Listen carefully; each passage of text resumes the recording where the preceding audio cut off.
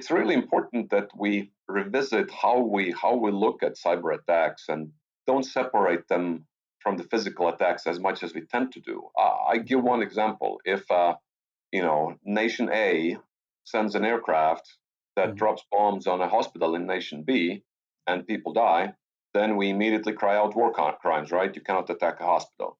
But if the same nation A launches a cyber attack and the same hospital in nation B loses power or loses medical records and same number of people die, somehow it is in our minds that we don't think immediately of war crimes. The building is intact. There is no smoke. Just some computers were out of whack, and it's a different thing, right? Well, it's not. It's the same kind of attack with the same kind of impact. People died. It is important that we get our heads straight that cyber attack is the domain of operations.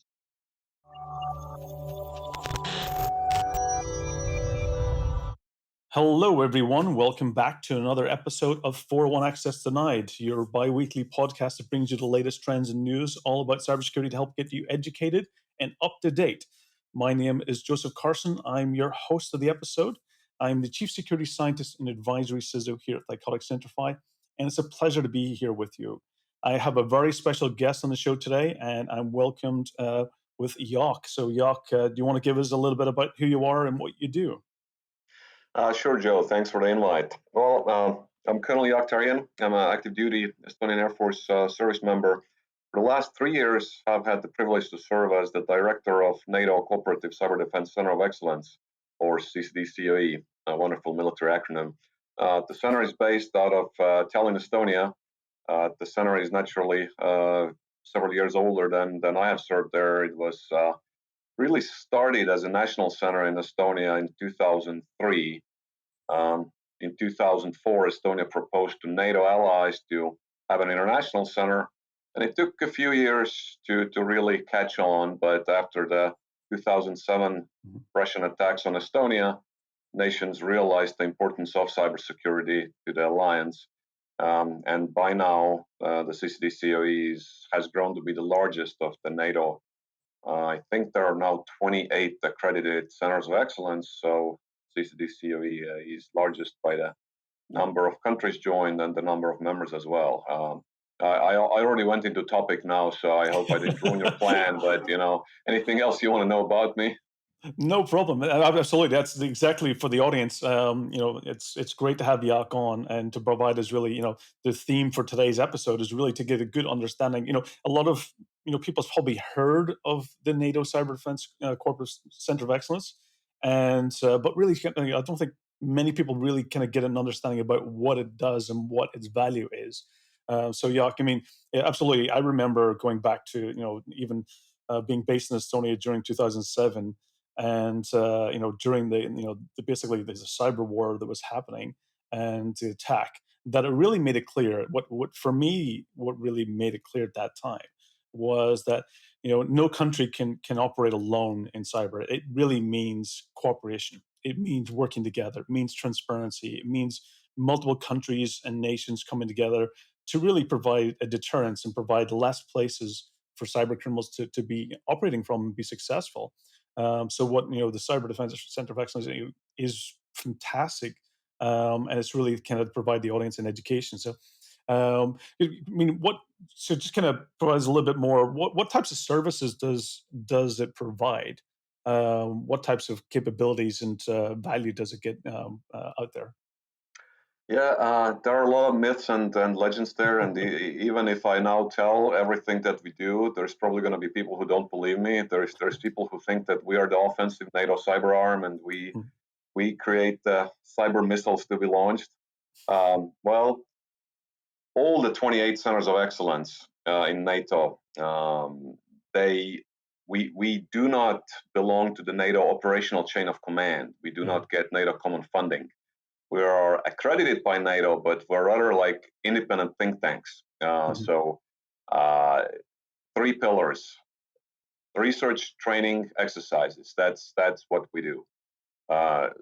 Small, agile organization, flexible, low bureaucracy. not officially affiliated with NATO. Thus, we we we always need to give a disclaimer that anything that we say is not part of NATO official position. Mhm. Thus, we have the academic freedom to talk about subjects that are not really commonly accepted by NATO nations already.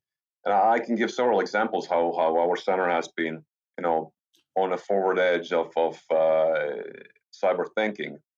Um, in 2007, when Estonia was attacked by Russia, our high officials in NATO HQ went to their colleagues and said Estonia is under attack, and their counterparts literally would switch on CNN and BBC and say, "Well, I can't see tanks in airplane. What do you mean you're under attack?" The concept of cyber attack being associated with a breach of sovereignty and potentially could result in a NATO collective response by Article 5, it was not there. This center, as soon as it became international in 2008, started doing research on legal and strategic topics. How are the cyber attacks and sovereignty and the NATO collective response related? And only NATO reached, 2014 summit consensus and summit declaration that cyber attack is a breach of can be constituted as a breach of sovereignty and can result in a collective response. Really, currently, well, I can't think of a topic right now. We need to come up with something new, provocative, because NATO has really gathered speed in cyber.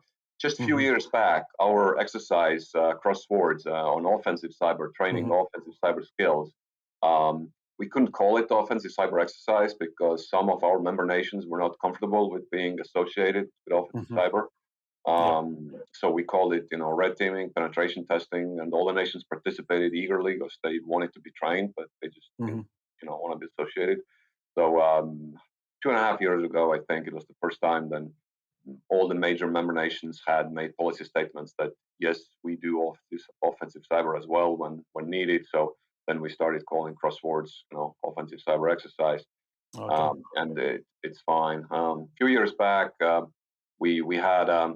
When the 5G and Huawei threat was an American topic, and national security Europeans didn't really want to touch it. It was a hot potato.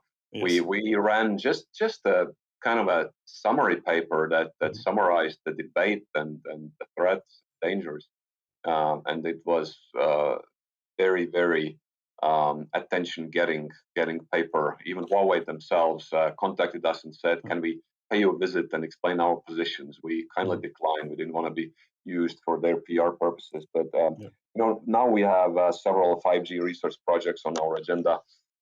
Was that in conjunction with the one that was done in the UK, or was that independent separately? Because I know the UK, because of Huawei's depth and let's say where they were going to be used in the UK's core 5G networks and edge networks. Was that UK did their own kind of Huawei investigation that they released? It must be their own. Yeah, we don't. We're not focusing on any particular nation or any, we don't have a Huawei device here that we're trying to, find the smoking gun on. We're rather a small organization. We are just over 70 people. Out of that, about 20 are, technical experts. The rest are strategy, law, operations, education, training. So we do not usually create any new code, any new hardware. We rather do, research on what's out there in the world. We study operational aspects of cyber. We teach many courses. We study strategic aspects of cyber, and quite a strong arm is our legal arm. So one of our flagship projects, for example, is the Tallinn Manual. Yes, it's an ongoing study. Oh God, is it time to go there now? Let's go into the Tallinn Manual, because I remember, I kind of had to be careful about what I say, but because I did provide some kind of contribution to it, but my preference was to remain anonymous at the time. And I really think, Brad Smith, when he came out, he was the president of Microsoft at the time. it still is, came out and really kind of indicated about the need for like a Geneva Convention style, and the Tallinn Papers was kind of following that. So I think now is a good time to cover the Tallinn Papers, because I think it's a really important part, that we need to have, a more kind of global legal framework, and that is, about what's the right approaches, especially when we get into cyber wars. Yeah, well, yeah. Has Brad been out? I remember it was pre-pandemic, so it must have been 2018, 19 when it was out. Was that the one and only the same time you were talking about? Yeah, so I think he was probably previously here before, but it was the pre-pandemic time. It was around 2017. I literally just walked past him at the airport when he was arriving. I was Okay. leaving. I was leaving when he was arriving at the time. Yeah, he came by the center. Yeah, yeah. So, We had a good discussion. Yeah, I remember that. So yeah. I want to say 2019, but okay. The Tallinn Manual Mm. doesn't want to be and cannot be the equivalent of a Geneva Convention. Mhm. However, the Tallinn Manual studies all the existing international law that regulates human conflict Mhm. in any domain and applies it to cyber domain. So it's academic study on international law, how it applies in the cyber domain. Now, Mhm. in the early 2000s, and still to some point, the likes of Russia and China and Iran, they maintain that cyberspace is the new Wild West, and no Mhm. rule applies there. That and they try to appear really good willing and let's start negotiating new rules. Mhm. Well, the rest of the world has maintained that there are rules, but before Tallinn Manual, there really was no, big consensus building set of rules. Tallinn Manual, uh, as I said, is an academic study. It's not Mhm. NATO policy. It's not any Correct. nation's policy. It's an academic study how the likes of the not the digital Geneva Convention that doesn't exist, but the real Geneva Convention, how that Mhm. applies, in a cyber domain. Um, there are, and it studies really many aspects, the Mhm. espionage and then, well, you name it, sovereignty, all those things. There are the, it, and it's really important that we revisit how we look at cyber attacks and don't separate them from the physical attacks as much as we tend to do. I give one example. If nation A sends an aircraft that Mhm. drops bombs on a hospital in nation B and people die, then we immediately cry out war crimes, right? You cannot attack a hospital. But if the Correct. same nation A launches a cyber attack and the same hospital in nation B loses power or loses medical records and Mhm. same number of people die, somehow it is in our minds that we don't think immediately of war crimes. Well, the building is intact. There is no smoke. Just some computers were out of whack, and it's a different thing, right? Well, it's not. It's the It's the same kind of impact. attack with the same kind of Yeah. impact. People died. It is important that we get our heads straight. That cyber attack is a domain of operations, like Yeah. It's like a NATO delivery. declared in 2016. Yeah. Absolutely. It's a delivery mechanism. We look at, no matter what the kinetic result might be, and the impact is equivalent to that of a physical attack. It's just a delivery mechanism that is, has been evolved in recent years. And absolutely, it should not be seen as any different, especially when the impact is the same. Yep. And we just launched this year the follow-up of Tallinn Manual, the 3.0 Mhm. revision process. We're looking to publish several years down the road, but our nations asked us to run a new study, which was interesting. Mhm. When I came to the job in 2018, the Tallinn Manual 2.0 had just finished in 2017, and I asked the law branch, when's the time for next? And they Mhm. said, well, it's several years away. There is not enough new material. But Mhm. the field is developing so rapidly that now the nations said that, well, our member nations, that first there is plenty of evolving state practice. Mhm. State has applied the law. States have made policy statements that now the field is different and it is rapidly Mhm. changing. So we launched a new study, probably in the next 4 years, we'll rewrite it a couple of times as the things are changing. And as soon as we publish a paper book, it'll be outdated in a couple of months. Well, maybe a year that there will be new material out there. But sometimes the process and the discussions are more important than the result of the book. Absolutely. It's the activity. It's the activity. Exactly. So we're the 3.0 is coming, but currently I'm going to be interested in seeing, because I think that's probably the big, for me, having a much more international cooperation around cyberspace in general, and what's the legal boundaries. I think it's really important, because we really need to come to a collaboration around that. It's really kind of, from a legal aspect, I think that's where we can do the most effective measures. With the less places that cyber criminals and nation states have the freedom to operate in those mechanisms, the more we kind of push them into places where it's more difficult to operate, I think the safer the world will be. But right now, there's a lot of countries just providing safe havens, especially for cyber mercenaries who operate wear both hats. Sometimes they'll do something for a nation state, a malicious activity, and then they'll carry out ransomware for financial gain. We have to be sure that there's less places for those operations to occur. Very true, but it's quite optimistic view that we're going to change it in a short-term future with establishing rules. If that the rules of physical space have been agreed by the nations long time, yet Russia is waging quite open warfare in eastern Ukraine. Well,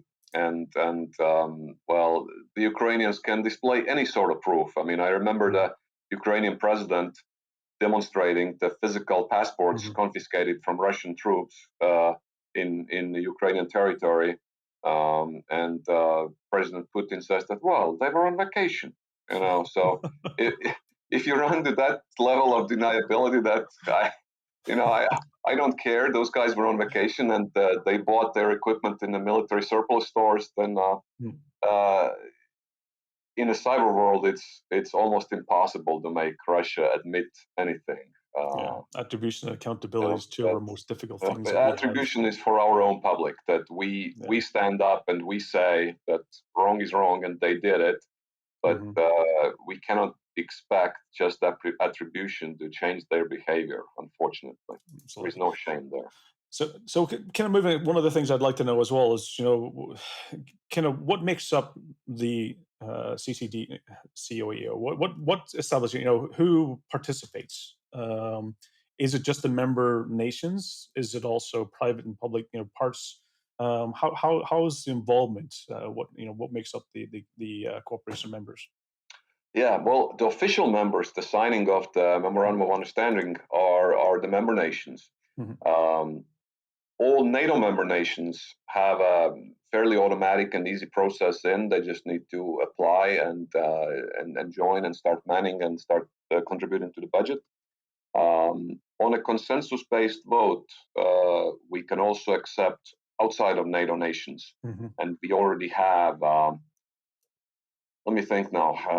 Outside of NATO, Ireland. we have members. Partners.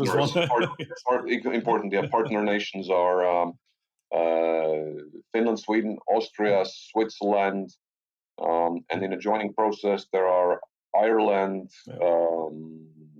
Korea, Japan, and Australia. So as you can see, we're going out of that common Euro-Atlantic area, and it's very, very great benefit for us that we get that perspective from the Asia-Pacific region as well, as we are connected. Now, you had a very good question. What about academia and private industry? Official members are the nations, but we do have cooperation agreements and partnership, different shapes and forms, with private sector and with academia. Our local partner, Taltech University, great partner. We have a long-term common partnership on many projects. We've had several projects with King's College London, William and Mary in US, a few more that Army Cyber Institute out of West Point, a few others. Private companies. Mostly it revolves around our technical exercises. Hmm. If we go now into the locked shields, the listeners can go to YouTube and Google up locked shields. You get several years of videos that we made of locked shields. Yeah. But Locked Shields has grown to be the largest live fire cyber exercise in the world. And what makes it special that in addition to the NATO cyber range and common computer networks that are Hmm. targets to be attacked and defended on the cyber range, we have built a digital nation with really national critical infrastructure elements that are as realistic as possible. Partners like Siemens have brought us the Hmm. digital power grid elements, the power distribution, the real hardware and software. Ericsson, GSM sets, Hmm. Bitium tactical walkie-talkies. Yep. Some startups, the Estonian startup Spaceit, brought their satellite uplink, and we're trying to get we're trying to get the military industry involved as well. They've been very, Hmm. very shy about bringing their products to be hacked as they see it. Yep. But a good example is, is there anything more sensitive than power distribution this day and era? And if Siemens Digital Grid brings their, power distribution and finds benefit in it, both reputation-wise and product development-wise, I think it is a good example that that the big names of the military industry should bring their products to lock shields as well. And I keep Hmm. working on it, but it's been tough. I mean, it's important. I mean, I think it's important to be proactive about these because otherwise, the last thing you want to be doing is getting disclosures and finding risks after it's already been deployed. So, you want to do this as early as possible. I attend a lot of events and we do a lot of, working a lot of vulnerability disclosure, types of activities. And the earlier you get into the practical side of things, the more you find out about, what using it in these live simulations. I think it's important because therefore, you can reduce the costs of those much later down the line, and being involved in those, I think is so critical. Yep. So that was the partnerships. Some organizational partnerships. Let me think now. European Defence Agency are looking ways to partner on education and trainings. The same with NCIA Academy, Hmm. the new organization there. So uh, there is a lot to be done in cyber education and training. So that's a big sphere of what we do. Hmm. We teach about 20 courses. Mostly it used to be here in Tallinn. Now in the pandemic era, we've pushed them online. So it's I'm not talking e-learning. We have e-learning program as Hmm. well, and there is about 10 courses there. But it's still live teaching, Or, but live online with the online students. instructor-led workshops, and Exactly. Yeah. yeah, yeah. It in some aspects it works better than e-learning. E-learning is a good preparatory tool to kind of level the pre-existing Hmm. knowledge in the students. There are some recommended and mandatory courses on e-learning to take before coming to our courses. But our courses range from strategic level. We call it executive cyber seminar. That's the Hmm. shortest course. It's 2 days for military 1 star and up and civilian equivalents. Kind of a exclusive conversation, Hmm. led conversation led by experts. And that's the course we haven't taken online. That's taught here in Tallinn in small groups. Yeah. And then there is operational level courses, operational cyber threat intel, operational planning of cyber aspects and combat, critical infrastructure. Gosh, I can't remember the official Yeah. name now of the course, but the critical infrastructure protection course. Hmm. And then Let's several sorry. technical courses taught on a cyber range. Yeah, let's kind of go in a little bit more details in lock shields because I always think it's amazing. I usually get to sometimes I'm traveling at the time, so I don't get to participate or see it. But for me, it's always fascinating to hear the stories and some of the scenarios. I think this year was an island, and previous years it was a power station and. Can you give some examples of the scenarios that's been played out? And also, there's always this kind of the top 5 or the countries where he's really leading to to be the leaders, because it's very competitive as well, as I believe, in regards to the scoring system Well, for countries. let's go scenario first. Hmm. It has been the island of Berelia that rises from the middle of Atlantic every April and gets cyber attacked. You know, we don't tweak too much with the scenario because you know it needs to be politically neutral with with this being a public exercise and Sure. so many nations participating. You know, and we built 24 districts of Berelia, 24 with the purpose of having 24 teams having fairly identical set of targets that one professional red team starts attacking. And we place the systems in Berelia that our industrial partners bring for us. And some systems are so complex that you really need, you know, multi-year projects, so they get upgraded each year, software and hardware wise. For example, you know, Siemens is the prime example. The Siemens Digital Grid, really, we get upgrades every year. We have a long-term, really good partnership with them. Their technicians help us to set it up. So the power grid aspect is the strongest, the most, you know, high tech aspects of locked shields. But then there is, you know, as I mentioned before, the communications aspect, the Stratcom, strategic communication networks, GSM, and tactical communications. And then what else? This year we had the first military company, Brazilian Avibras, brought their RC2 software, which was the really good. The air defense command control software of Berelia was target of cyber attacks. So our Singapore partners bring water purification setups. So they have a very impressive, big industrial size, you know, water purification lab in Singapore, and they bring, you know, the miniaturized 24 kits with software to us for locked shields to be used as the Berelia water purification plants. And scenario, there is a unfriendly nation. I can't even remember its name. Maybe it doesn't have a name. I think it does, but I can't. Crimsonia, wherever that came from. It's been forever. Yeah, Crimsonia. So, they start pressurizing, threatening, and at some point there's been physical attacks. Oh, you know what? I don't think in locked shields in a scenario there's been physical attacks on Berelia by Crimsonia, but we're using the same scenario for the offensive cyber exercise Cross Swords. With Cross Swords, that's where things get physical as well, because in Cross Swords we get, in addition to the offensive cyber, we mix in special forces that actually, you know, do kinetic action. So that's an exciting exercise as well. But let's try to finish up on locked shields. Do you have anything else I should talk about? Lead me in. Yeah. I mean, usually there's a scoreboard, and it's in April. It lasts what, 5 days or so, or a couple of days? The hot phase is 2 days. 2 days. Okay. You know, for us, it's a year-long project, and the setup lasts in a hotel for 5 days. The first day for the nations is familiarization with the networks, so they frantically look for the security holes and then to patch them.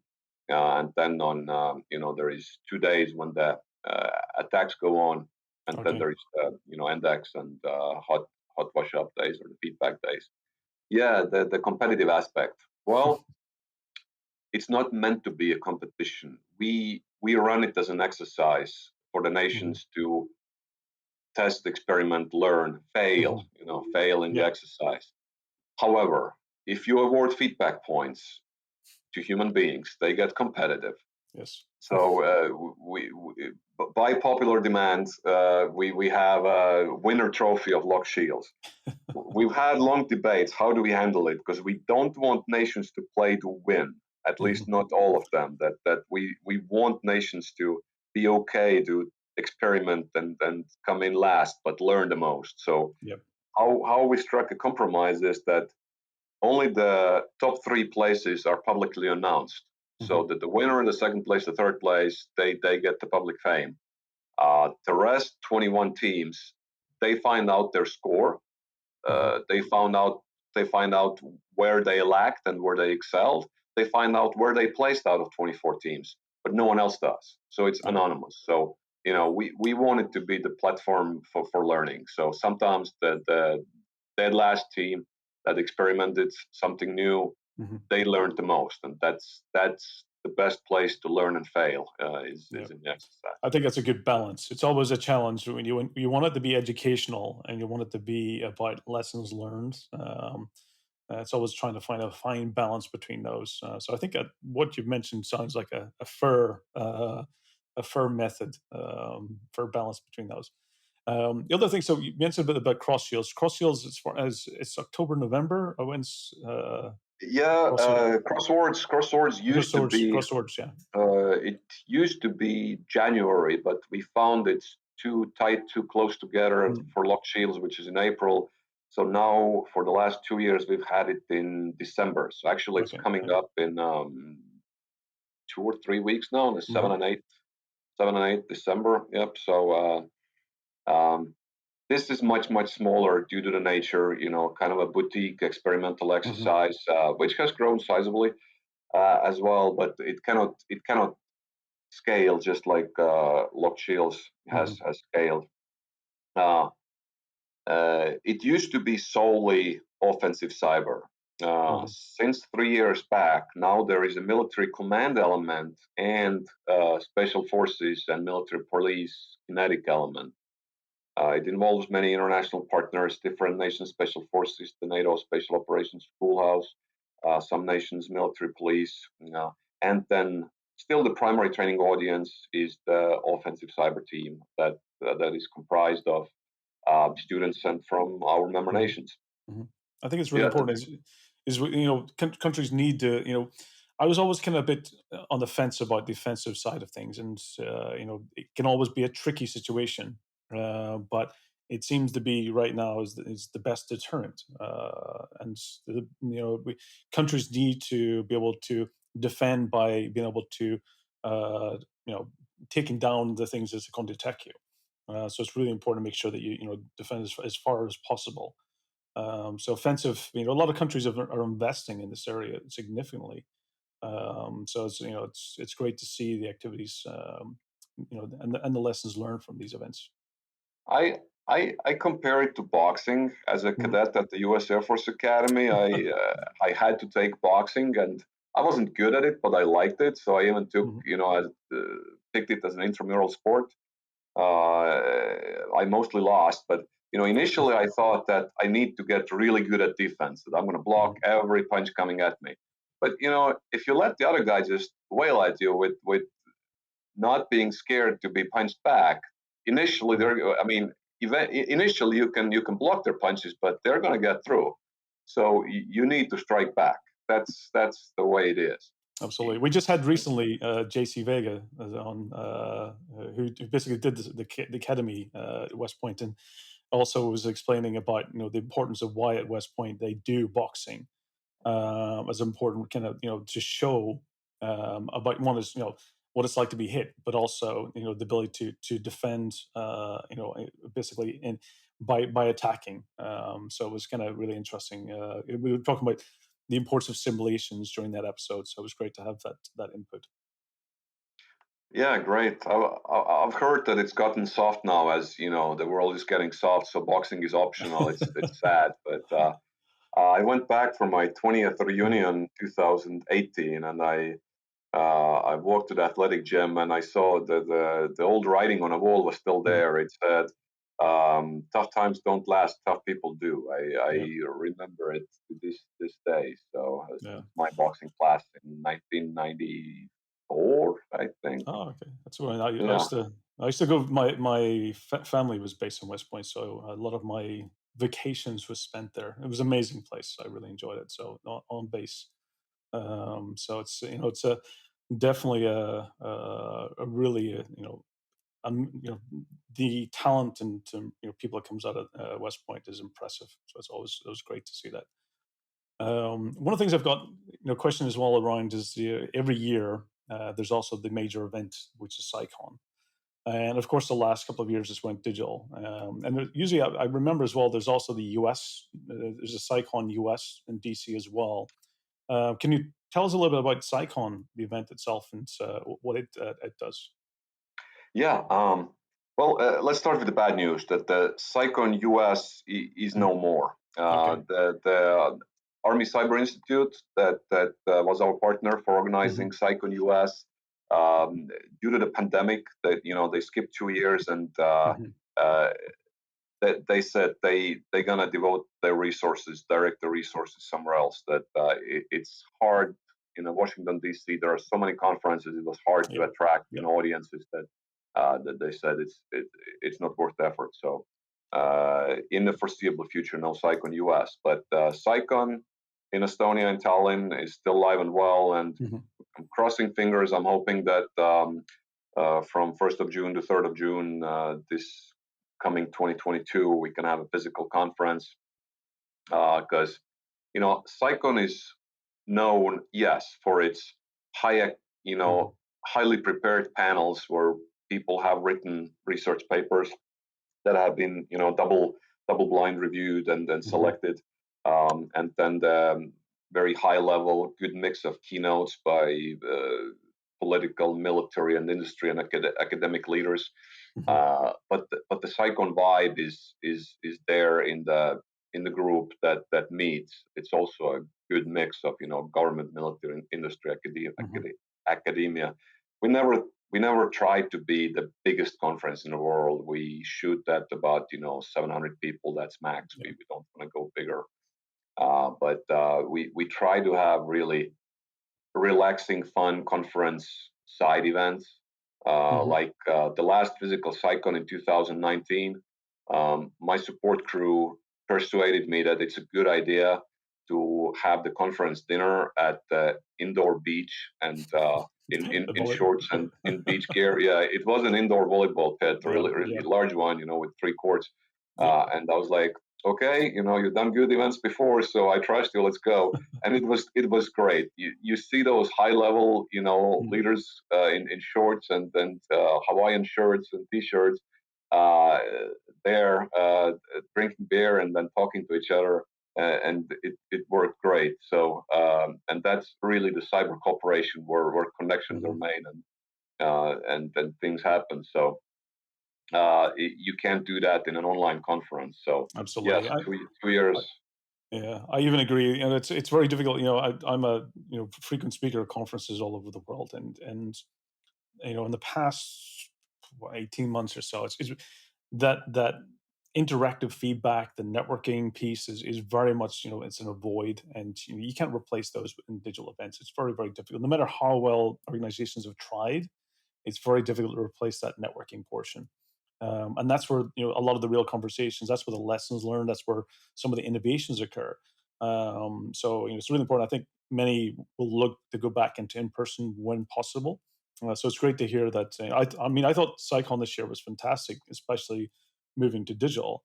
From previous years, I think that conversion was really fantastically executed.